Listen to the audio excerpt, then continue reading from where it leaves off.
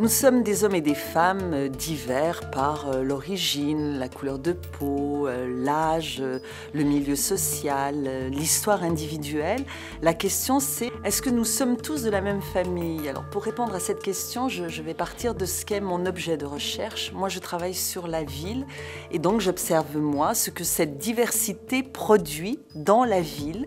Historiquement, la ville a toujours été un lieu de passage, un lieu de transit, un lieu de brassage, un lieu de mélange. Et nous sommes aujourd'hui dans des villes devenues cosmopolites parce que nous sommes dans des sociétés de plus en plus ouvertes, où les frontières s'atténuent évidemment, où aucune frontière ne résiste à la mobilité des hommes et des femmes. Cette expérience que chaque homme ou chaque femme qui vit dans une ville fait, c'est ce que nous appelons, nous, le rapport à l'altérité.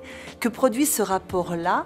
Eh bien, nous observons que dans la ville, il peut produire des effets plutôt de retrait, de repli. Et aujourd'hui, on le voit dans les villes avec des phénomènes de ségrégation de plus en plus marqués, quartiers populaires, quartiers de riches d'un autre côté, avec une tendance éventuellement à l'enfermement.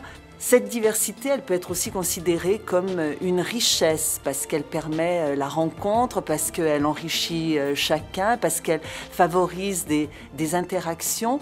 Et au fond, la question à laquelle sont aujourd'hui confrontées les sociétés contemporaines, c'est comment, à partir de cette diversité, faire société, parce que faire société, c'est intégrer l'autre dans sa différence.